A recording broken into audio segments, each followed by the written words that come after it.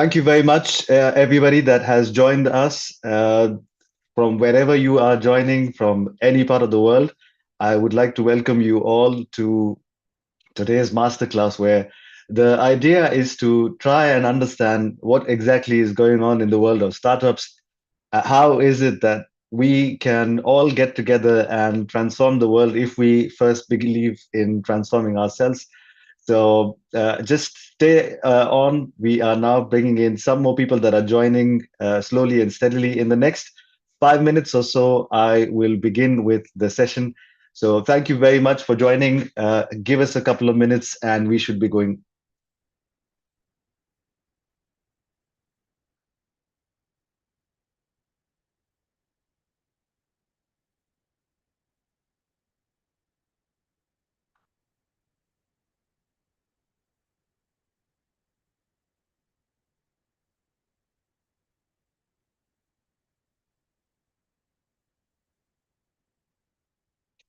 I can see that some participants have already joined. If you can, in the chat, just quickly drop us a little line saying, where is it that you have joined from? That would be nice so that we can understand where is it that our participants are coming from.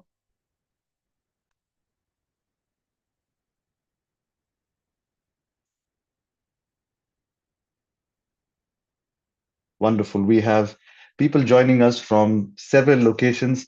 I've been told just recently that one of the participants is actually an entire MBA school with 500 students that are currently watching us. So, hello, everyone from the business school that has joined us. Thank you very much. To have faculty members and to have students joining this is a privilege, an absolute privilege. Thank you very much. We have somebody from the UK. We have people that have joined us from Algeria in Africa. We even have team members that have joined us from India. Wonderful, wonderful. So while we wait, we have an entire hour-long conversation that we have put together for this masterclass today. I would like to just get the ball rolling for all of us because many of us that are joining us today might actually be entrepreneurs, might actually be somebody that has already started a business, but there are several people that are expected to join who are not yet entrepreneurs. As we have seen in the 1,000+ members that have become part of the Startup Academy, we have certain individuals that have ideas of what they want to do, but they haven't had the courage or the time to be able to start up. So the conversation that we are having today isn't going to be focused only on startups. We'll be looking at the mindset of an employee as well. We will be exploring what is it that you experience as you transition from being employed to an entrepreneur, and how is it that the world changes when you change your perspective. So please bear with us as the narrative unfolds. You will be able to see glimpses of yourself in quite a few of these conversations, and you will see some glimpses from the past. You will be able to see some things that are very present and very current to where you are now, but you will also see things that are from the future that you believe are possible about yourself. So it's a very rich narrative. We have curated some of the simplest things that we can bring to the table so that this hour-long conversation can be as nourishing and as rewarding for everybody. So again, thank you very much, all of those that have joined us so far. We have now managed to get not only all of the members of the Startup Academy online, we also have our guests that have recently joined up that are online as well. So I would like to begin by just sharing some simple house rules. As the event progresses, we will have opportunities for us to ask questions. We will have opportunities for you to turn on your mic and share your questions, or at the very least share them through the chat and share them through the question and answers. So we will spend around a half hour or 40 minutes looking at a few slides that we've put together for you, and then we will open up the questions so that we can take your inquiries and we can take what is it that is currently your situation, and if there's anything that we can do to help. So thank you very much, everybody that has decided to join us. My name is Altaf Jasnaik. I am the founder and CEO of Management.com. We are a boutique growth hacking agency and a transformation firm that helps several businesses, across the spectrum of startup to scale up to established businesses.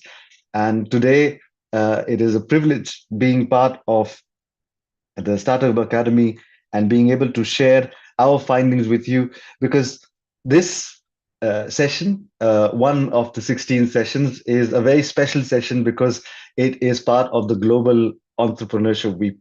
The Global Entrepreneurship Week has been going on around the world, where we're celebrating entrepreneurs like yourselves, people that have managed to go through the grind and have successfully built businesses.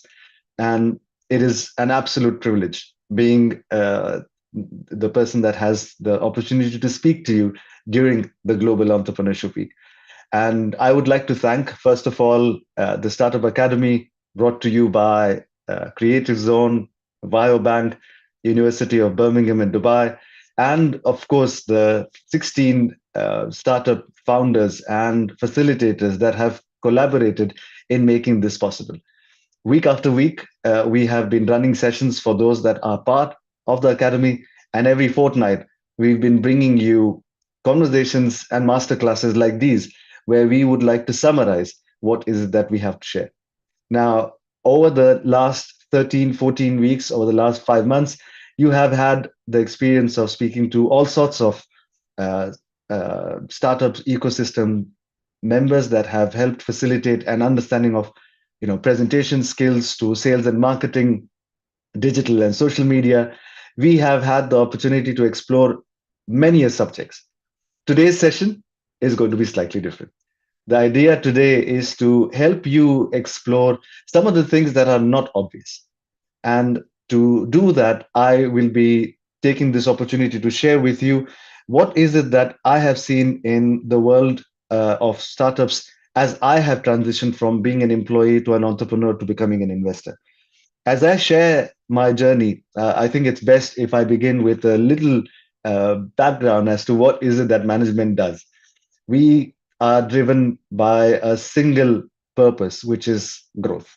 And to that end, we are an agency of choice for high net worth individuals, for venture capital firms, for family conglomerates, where we help take away the wager from investing for them, and specifically investing in startups. We have helped some of these businesses make some incredible investments in great startups. But the way that it works is we are not the average VC fund manager. We are not the average private equity fund manager. We go into a business and we first run our diagnostics on these businesses so that we can understand whether the business is worth investing or not. We almost exist in the term sheet as a line item where we are a go, no go test. And that has given us the opportunity to look at what exactly drives the investors. On the other hand, we have also been facilitating growth for several family conglomerates, for several businesses where we are helping businesses with succession planning. And in particular, we have developed a suite of services that helps successful startups, successful family run businesses, and established businesses through their growth hacking, specifically focus on improving your market share and improving your bottom line. I have also had the personal privilege of working with the Startup Academy, working with the London Chamber of Commerce, and various other institutes around the world, where we are now piloting an initiative of our own called the ScaleX Academy. And ScaleX Academy is imagine a business school where instead of studying for 1 or 2 years, you study for 4 years. But instead of having to pay to study, you get paid to study. So this is an initiative currently that is piloting in the UK. We're about to begin the pilot in India as well. And hopefully, Startup Academy will mature into ScaleX Academy. That's the ambition, where the idea is to bring the knowledge that we have gathered over these years and share it with people like yourselves. But last but not the least is my favorite area, which is where I have been since 2021, we have executed a second pivot within our existence as a business. And I have now started investing in businesses, and I would love to share some of the perspectives I've gathered as an investor as well, where I'm a mentor to several startups, helping them manage their pivot based journeys and execute their exits.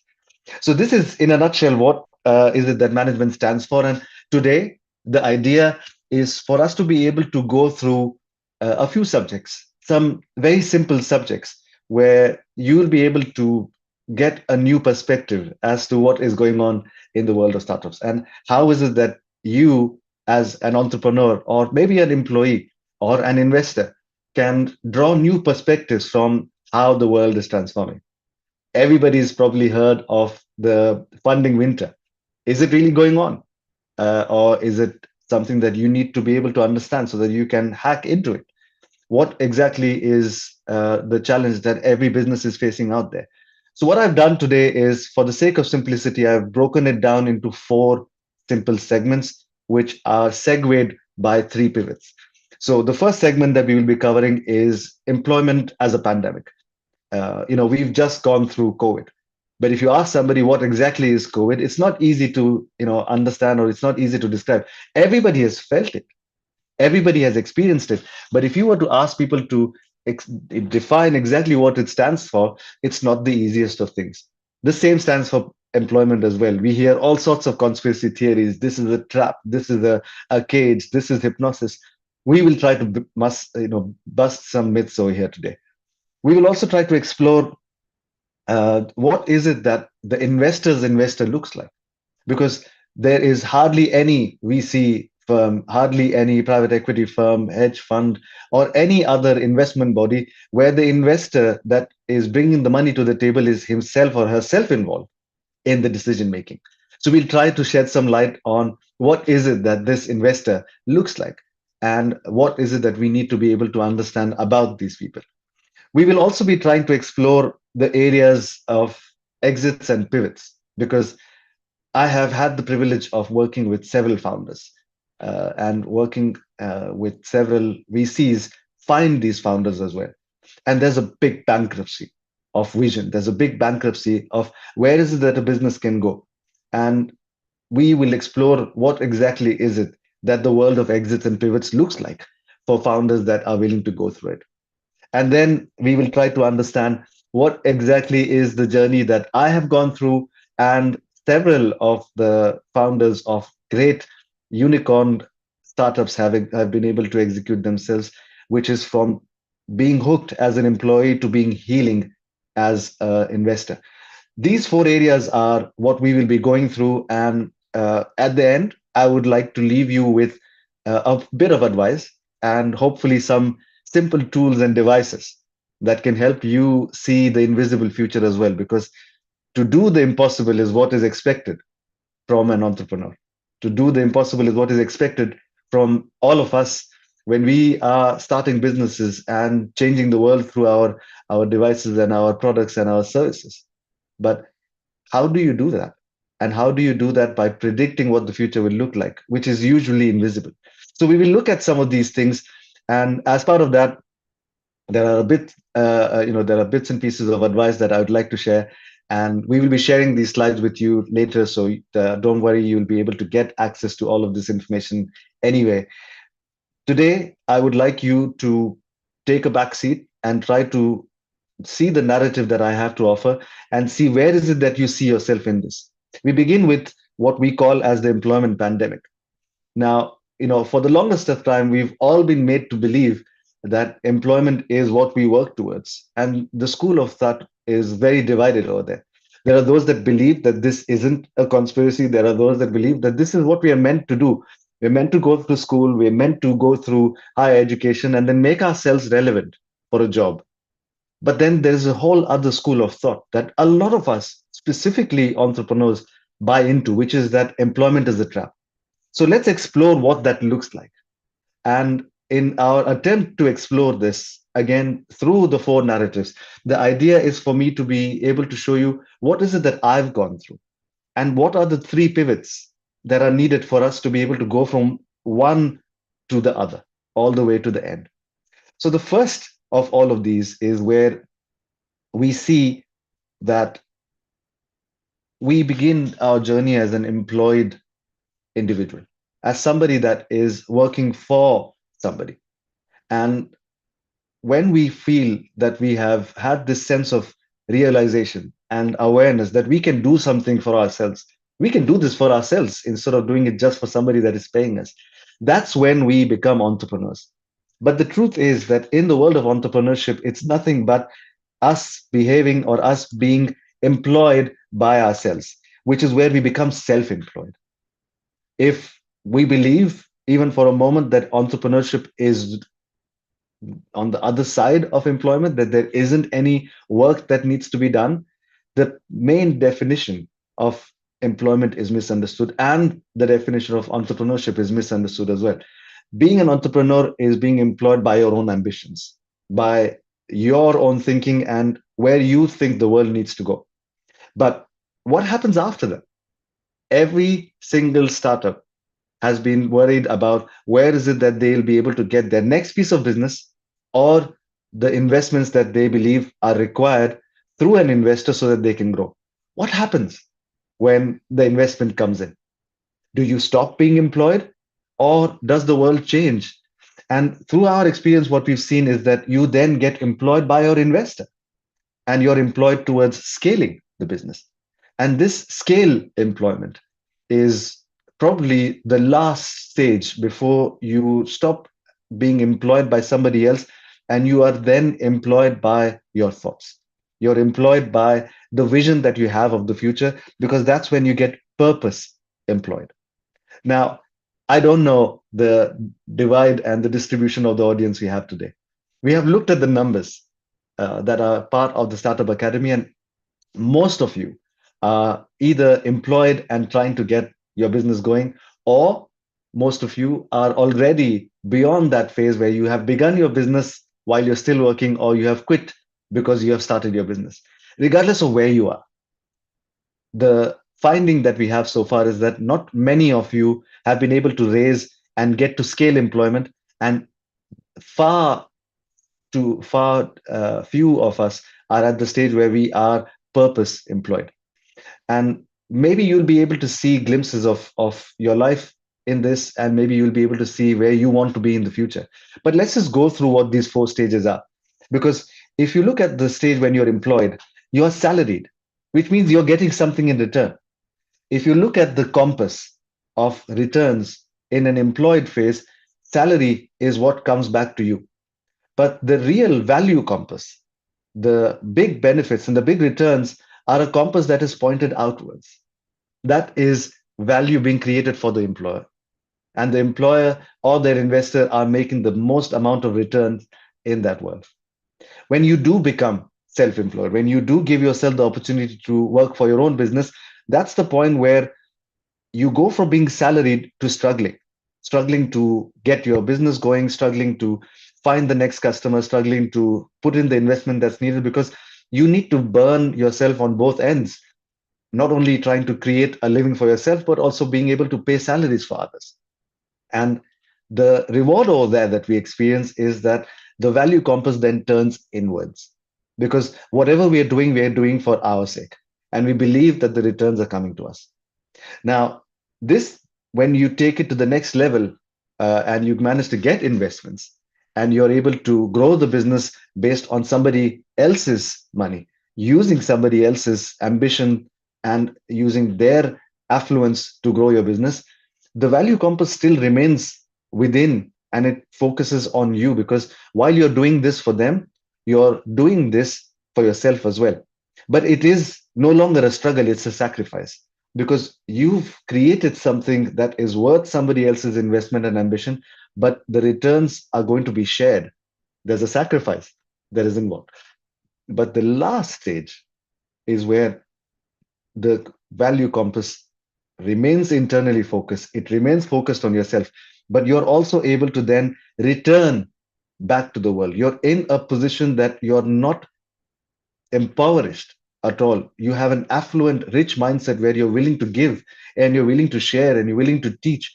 And that is the stage that most founders have managed to get to once they've been able to not only start their businesses, but execute those businesses all the way to scale and then grow to the next level. Now, if you look at this world and if you see yourself being, you know, at any of these legs within the journey, let's look at that as a reality of the world today in terms of the numbers that are out there.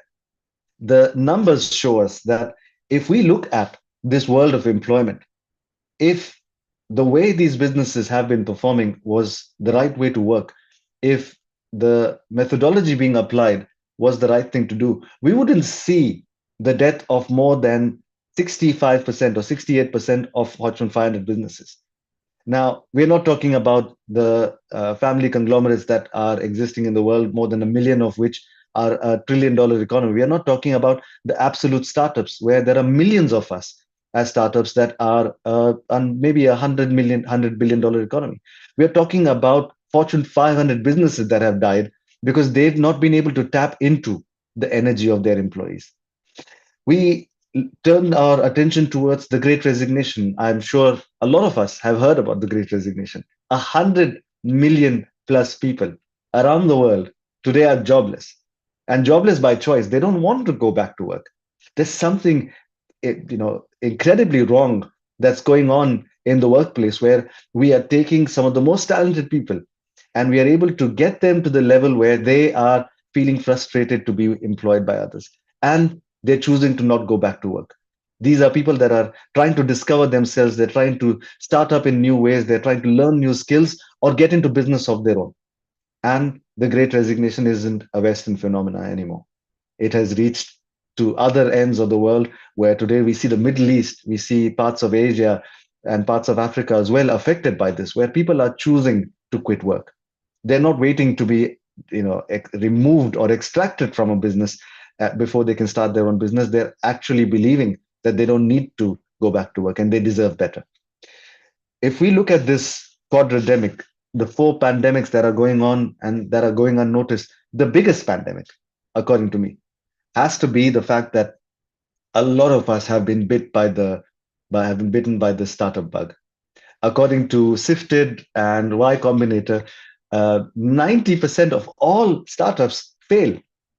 Now, just to put that into perspective, in the $95 trillion economy that we have seen in 2022, we have seen 3% of that being measured as failure of startup founders. Now, we're talking about a $3 to $4 trillion economy of failure that comes in the form of people investing their hard earned money and their salaries and their savings into licenses, into getting physical equipment, taking rental offices, and then not being able to succeed, which then gets recycled to the next founder, to the next person who's willing to come into that. And this is the primary reason why we set up Startup Academy, because we have seen the failure that is out there that is being celebrated today in the form of the startup bug. Entrepreneurship, if anything, is nothing dissimilar to that employment is, because employment and entrepreneurship are nothing but in slavery. It's modern day slavery that is keeping us stuck in our mindsets, that is currently being taught to us through our business schools and through all of the techniques that is being taught through some of the sciences that are available out there. We need to challenge the system, and we need to challenge this world, which is why Startup Academy exists in the first place, so that we can show startups like yourselves, the 1,000 startups that are part of the Startup Academy, and the 68 guests that have joined us today. We would love to share with you what is it that is the reality of this world out there. And last but not the least is, where is it that investments are going? Every startup today is wishing that their pitch decks will be able to outperform other pitch decks so that they can raise money. But how many of us are able to raise money? How many of us understand what is it that the decision maker is thinking of to decide whether they will invest in us or not?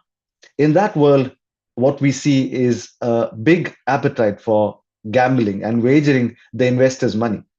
The average success rate is 7 to 22%, which means we are expecting that most VCs are fine with 80% of failure.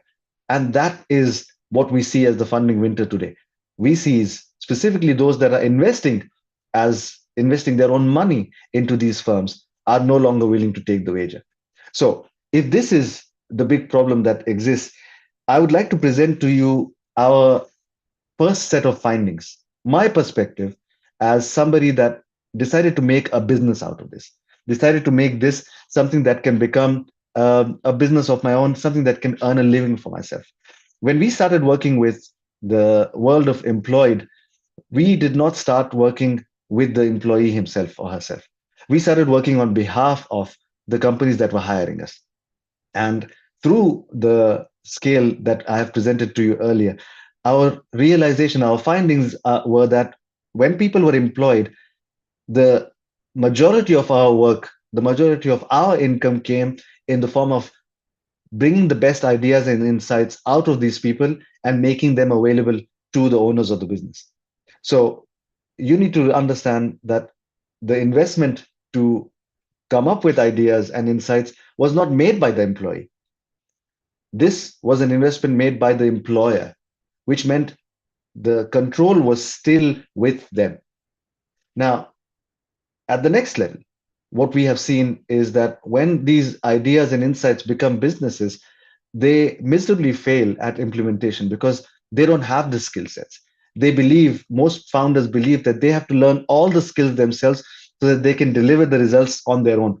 And that's where we've been able to help these founders. We've been able to help some of the family conglomerates and their successes start their businesses through implementation of these ideas. But at the highest level of employment, when we have been employed by businesses that were scaling as established businesses, as family conglomerates, it wasn't about ideas and insights that needed to be implemented because it was about differentiation, it was about innovation, and at the last stage, it was all about investments. So, through the stages that we have seen, as at the highest level, the work that we've been doing through our perspective as a service provider has been in the form of taking ideas to implementation, being able to create a differentiation through innovation, and eventually being able to deliver great big results in the form of investments, where we've been helping these businesses, specifically investors, make better investment decisions. Now, through this journey of mine, which is a personal journey, it took me 10 years to be able to get to this stage. At the highest level of our service provision, we were able to manage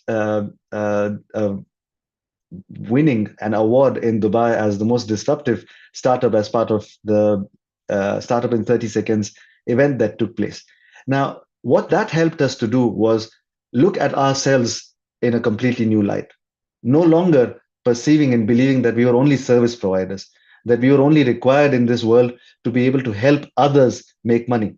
And that's when we took our first pivot.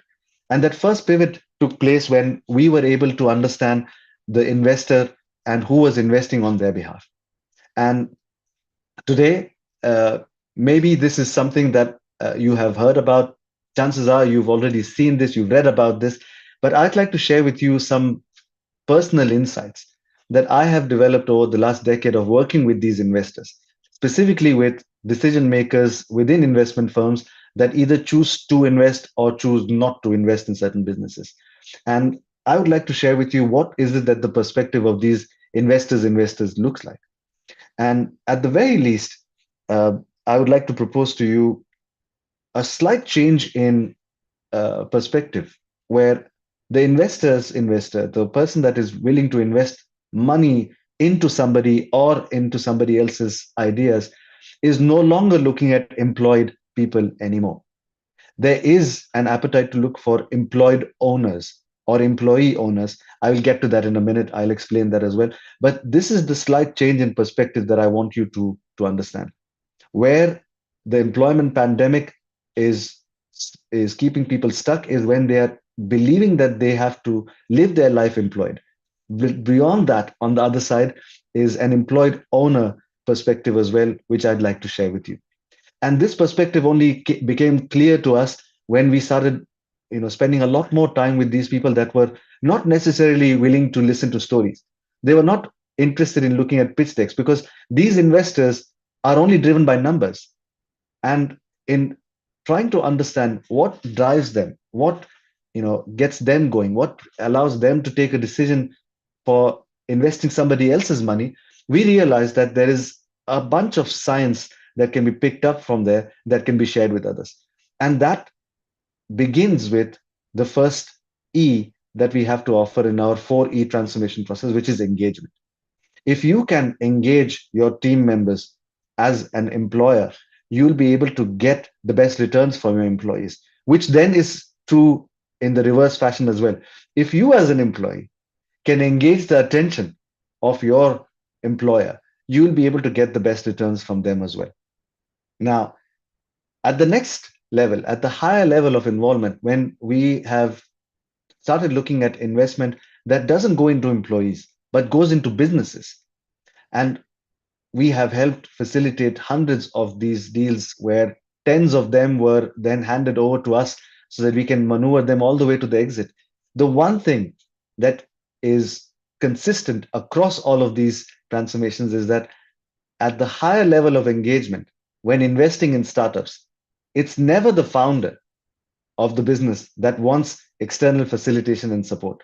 It's always in the form of the investor wanting to invest in the business, where we have been primarily involved in evaluating the business in a completely new perspective, where we have been involved in evaluating the founder and the founding team to see whether they are worth the investment or not.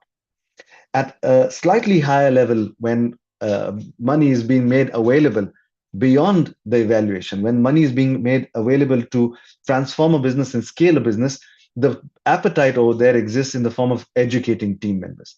Because a lot of the work that needs to be done isn't necessarily going to be done by external facilitators. A lot of the talent exists within startups where VCs and investors love to spend their money in educating team members. But at the highest level of engagement, when you look at the opportunity of working with high net worth individuals, people that have gone beyond money and they are not driven by money anymore, they're driven by purpose. They are actually driven by wanting to elevate the world and alleviate a lot of the challenges out there. So, through these four stages, we have now drawn a new perspective, no longer a perspective that is Altar's perspective, of that of a startup founder, but an investor's perspective. And this investor's perspective, through the four stages that an idea, its founder, a business, and a scaled business that is exiting can go through, the perspective consistently changes. And it has shown us what is it that genuinely drives them. Now, a lot of you might be thinking that these things that are required at this stage as a startup for you to be able to get an investor interested in you is a pitch deck, that you need to be able to have a proof of concept, or you need to have a MVP, or you need to have some kind of a product market fit that is at revenue. Most people believe that these are the things that are needed for them to be able to convince an investor to invest in them. But if you have already tried these and it's not working for you, I would like to propose to you a whole new perspective, a perspective that when founders are able to develop, they are able to completely change themselves from being somebody that has to chase investors, that has to chase others, and the energy is reverse. You're able to attract attention from others. You're able to attract investors and partners and talents that want to work with you, authorities that want to use your services. And in the reversal of the energy, in the reversal of the direction of how you are expending yourself, is the best thing you could do for yourself as a founder. And that's what I would like to share with you as my second perspective, the perspective of an investor. In that perspective, interestingly enough, is a world where, as much as we hear about this a lot these days, everybody's talking about being purpose driven, everybody's talking about being driven by your why. Not everybody has the intuitive skill set to be able to look at the future and create a vision. Now, this is where investors are investing in people that are aware of their dyslexia and are aware of how can they use their dyslexia as an advantage. Dyslexia is the inability to read.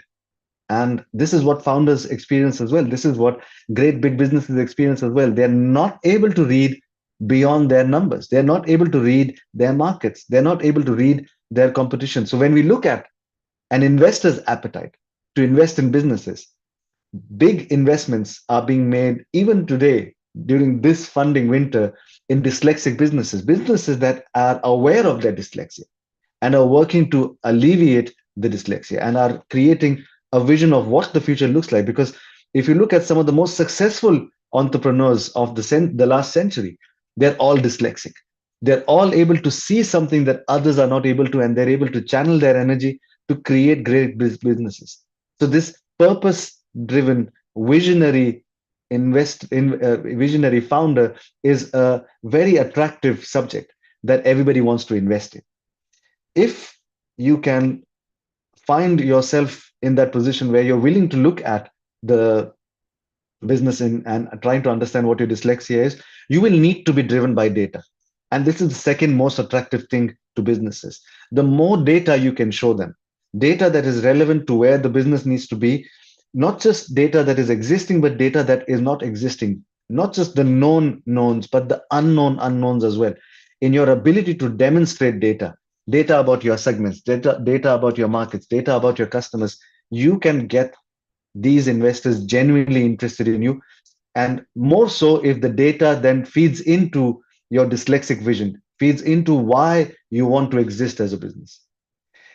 A lot of the investment that is going these days is going into services, into products, into service and solutions that are bringing digital transformation into businesses.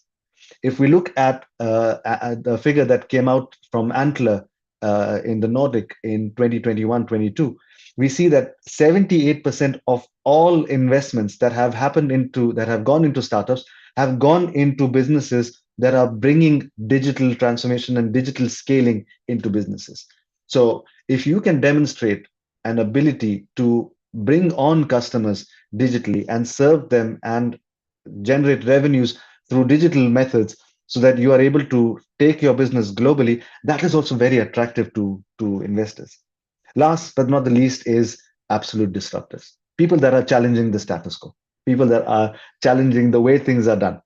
If you can build this 4D methodology into your pitch deck, if you can demonstrate in a manner that you are seen as somebody that is different from everybody else, you will be able to get onto the right side of an investor. Now, when you are looking at investing or you are looking at seeking investment, you have to realize that regardless of what you have done all these years with your business, regardless of what you're saying in your pitch deck, there are certain hacks that you need to understand. And the first and the most important hack is that this data is eventually going to be presented by you. It is not that you will bring a celebrity or an ambassador or somebody that can represent you to do the pitch deck. The pitch deck is eventually going to be done by you. So the biggest hack is you need to be recognized before the presentation begins. As soon as you walk into the room, you need to be able to convince the investor that you are somebody that is worth their money. Even before the first slide has begun, if you haven't made an impression on them, chances are they're not going to be paying attention to you. So it's important to be focused and driven by this data, by this information, and being able to pitch this. But you've got to work on your own abilities as well. You need to work on your own brand equity as well. And to that end, when we work with these investors, we've helped create certain tools as well for them. And these tools have become, great money making verticals for us. And I'd like to share that perspective with you as well. When we looked at getting the best ideas out of employed members of an organization, a lot of these employed members of an organization were willing to quit their job and become a competitor to the business itself. So we started a concept called as the Start In.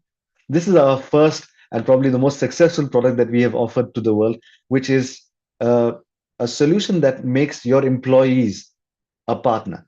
And instead of having to deal with them as a competitor, start-ins are nothing but startups that begin within a business where they have the money, the resources, the network, and the freedom to work as an employer as an employed member of a team while working on the business as well as a partner.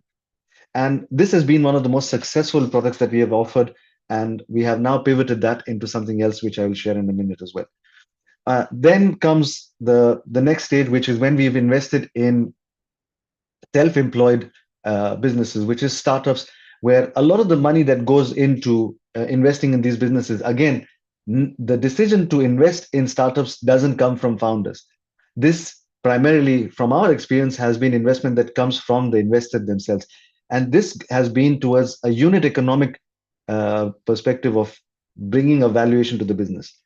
You might be valuing your business using discounted cash flow methods or revenue multiples or whatever it is that you're using, but the best thing that drives an investment is when an investor is able to bring unit economics into a business, because these early stage investors are themselves looking at exiting.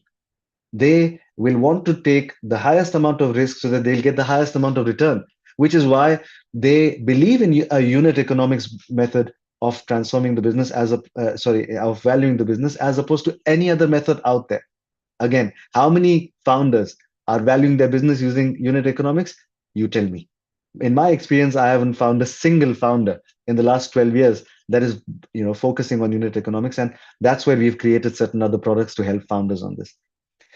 At the next level, when we have helped these startups and specifically investors in exiting the business, it has been a very exit obsessed narrative, which is being ready with your pivots, being ready with where is it that you want to go. And unfortunately, most startup they and the founders of these startups tend to behave like established businesses.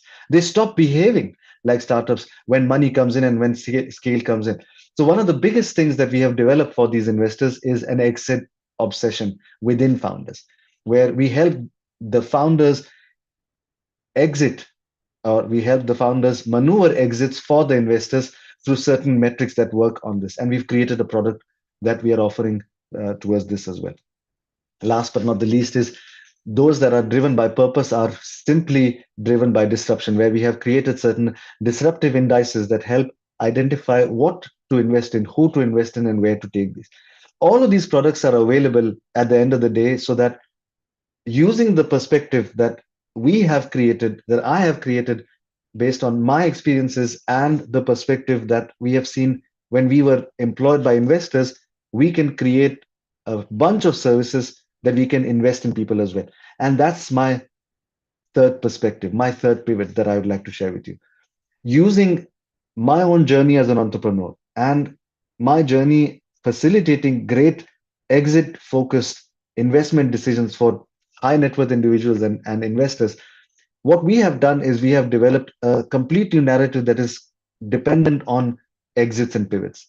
We today are in a position where I am myself building a portfolio of companies that I am investing in, helping founders identify what is it that they need to do and how through exits and pivots they can transform the world that they are living in. And I would like to share that as my third perspective with you today before we get to the question and answers. Now, in that world, again, within the four segments of an employed owner and the different stages of employment that you go through, the most important thing that we've been helping talents within businesses identify is the commodity they have to offer. What is it that they have to offer that the world doesn't is not being served by? What is it that is currently missing in the market? And you'd be surprised how many people need help with that. But this is a product that we have created which helps people within businesses identify what they're good at. Now, the way that this works is, instead of trying to look at what you can do with your own money and ambition and explore things outside, we help employees within businesses get the most out of their employment, which is grow within the business first.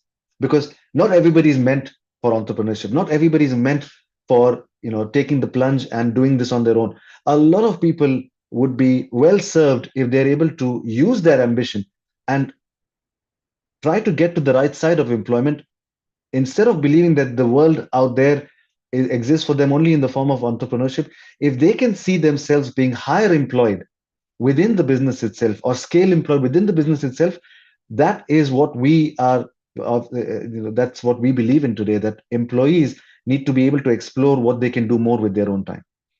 And that's where we help businesses and specifically talents in businesses commoditize what they have to offer.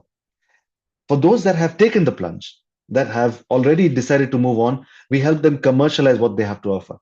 Again, it's no surprise for me, having worked with so many startups, that most people still don't know, even though they've started businesses, they've started having revenue coming in, what is it that the commodity is? How is it that they can offer it in a commercial manner that benefits them? And how is it they can use, sales and marketing hooks so that they can bring better results to their table? Everybody believes that existing is enough as a business, but they don't know how to commercially make themselves available and put themselves out there. And again, the biggest challenge we've seen over here is the ideas and the insights exist. Implementation is where people are failing. And a lot of the failure exists because founders believe that they need to do everything on their own. They believe that they have to do this completely using their own hands and using their own sweat and energy. And that's where we are helping businesses commercialize by bringing in the support system that we can offer.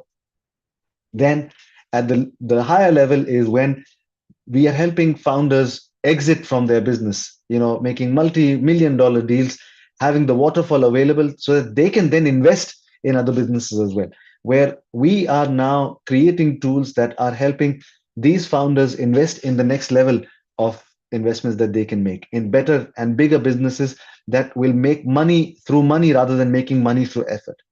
And we have created products that we are investing with these startups and with these startup founders that have existed, that have exited, where we are partnering with them and we are helping them grow the business and growing their portfolio through investments. And at the last stage, we are helping high net worth individuals that are again in this place where they are no longer driven by money, they're driven by purpose. We're helping them curate some of the best ideas and cure the world with the solution that we have to offer. And to that end, what we have created is nothing but helping founders understand the custom that makes their customer. A customer is not somebody that buys from you or that consumes your products. A customer is somebody that is in the habit of choosing you over everybody else. And a lot of businesses don't understand that, and we are bringing that to the table through our investments. We are helping businesses understand what is the best way of valuing your business using unit economics, and how is it that you can reduce your spent equity and reduce your cost of customer acquisition and improve your lifetime value using this understanding. We're investing, in the mindset of of a founder, helping them create an exit mindset, not necessarily helping them exit because not everybody wants to exit, but keeping an exit mindset so that they can keep pivoting. And that pivot readiness is what we're investing in. So, to that end, what we have created is a bunch of products that are available in the hands of these startup founders where they can maneuver their exits themselves. And this can come in the form of a product that we call as Search, which is basically a CEO maker. We have helped several people become CEOs of businesses by remaining as an employee, because once they've understood what is required to become an entrepreneur, many people choose to go back to employment. And we are helping them make better career decisions as an employee and growing all the way to the top of the business as the C-suite owner. And we are helping them do this through this program that is called as Search. For founders of businesses that are looking at being able to commercialize themselves better, we have created the program called as Desire, which is a 12-week intensive process of taking a business and completely turning around its pitch deck, turning around its proposition, turning around its knowledge leadership positioning, its brand positioning, so that the founder is no longer somebody that can be extracted from the business. The founder then becomes the reason why everybody is attracted towards the business. At the scale level, we have the solution that we have that I've already talked about, which is ScaleX, which is a series of programs that we've been running with universities, with businesses, but we are now trying to convert that into an academic approach. And at the highest level, we have a program called as Mentor, because we believe mentors, as much as they have to offer, they don't have a skin in the game. Mentor is a new term that we have coined based on management, which is our business, where we help take uh, equity and shares within businesses so that we have a portfolio of services that we can offer as a mentor that is invested in a business. And with all of these, what we are helping people do, especially founders like yourself, is take themselves from the journey of being hooked as an employee to eventually being able to journey from that position of being hooked as an employee to become an employed owner to the point where you are confident that you can take yourself to the next level, that you can take yourself to the point where you can become your own startup founder. And that's where we're helping them hack the system, get them to the point where they understand how to make money out of their business. With that, we're taking their ability to hone those skills, improve their efficiencies, and raise big money through investors so that they can become scale employed and they can become somebody that is entrusted with money. And last but not the least, we're helping these people then eventually take the big plunge and no longer be driven by money. And so that they can create a portfolio of businesses that they can invest in where they are healed to the point that they're healing others. Now, if you can see, the word hooked is something that is, that shows the energy where you're being hooked by somebody else. But every other phase is where you are hacking and you're honing and you're healing somebody else. This is energy that you're applying to something else. And we are helping people, specifically founders, take this journey from one end to another, where at the end of the day, it is all about the actions that you take. And there's so much that you can talk about in an hour. And to summarize everything, the what you need to realize as a founder is that you're being measured by your actions. So what are the actions that we want you to focus on? The five things that we want you to do is be highly employable. Don't believe in the world of entrepreneurship alone. Realize that at every stage you're going to be employed. So be highly employable and get on the right side of this pandemic. Be ready for beating dyslexia. Understand what is it that you're not able to read, and put that back into your narrative, put that into your pitch deck so that you will be seen as somebody that can see the invisible future. Be exit minded, be ready for taking the next step, and at the same time make the investors investor interested in you, and become the brand of your own business. Don't wait for somebody else to come in and replace you because you have not done the right thing and made yourself relevant for the business. If you're a founder and you don't want to be extracted and thrown away from the business, you need to become the Sam Altman of OpenAI, where the business can't run without you. And last but not the least, be pivot ready. Because if you can make yourself relevant for the future of your market and the future of your customers, you will be loved by your employees, you'll be loved by your investors. If you can do these five things and avoid these five mistakes, you will become unstoppable. The big thing you have to really stop is waiting till it's too late. If you're an employee thinking of doing something, you don't know where to go, ask for help. Find somebody that can help you and guide you. If you've already started a business and it's struggling, ask for help. Find people that can help you. Regardless of what stage you are, don't wait till it's too late. And once you've started, don't stop being a startup. Don't believe you've arrived and you've achieved everything there is out there. Consistently be hungry. Consistently be driven by the transformation that's required. Because if you're bankrupt for transformation, you'll not be able to grow. And take a better understanding of equity. Don't try to keep 100% of everything to yourself, because if you can overcome your equity illiteracy, you will be able to see how the world can be transformed, and you'll be able to grow by the help that you can that is offered by others. And invest in learning and your own transformation, and don't ignore your customers custom.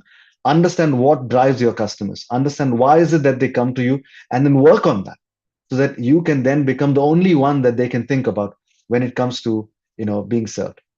So thank you very much, everybody, for being patient and for listening. I know there's only so much that you can put into an hour, but I really appreciate your patience, and I would love to welcome any questions. I would love to welcome any inquiries or any critique that you have to offer. I can already see that there are some questions that have come in. If I can just open up the chat and see what the question is.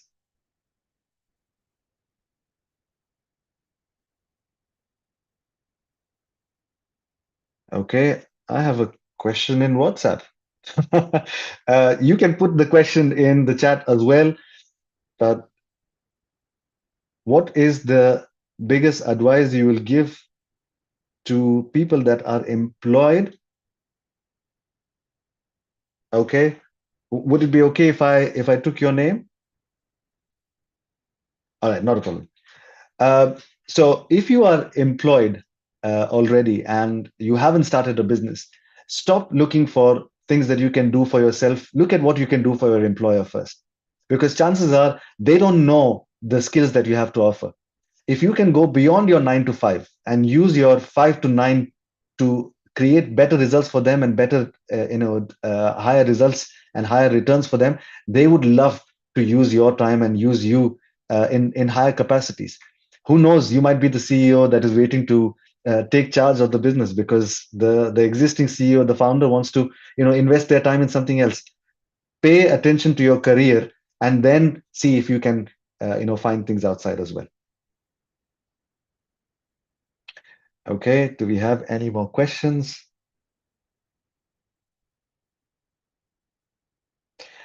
Fair enough. I am now going to quickly share with everybody a little link so that uh, if you're interested in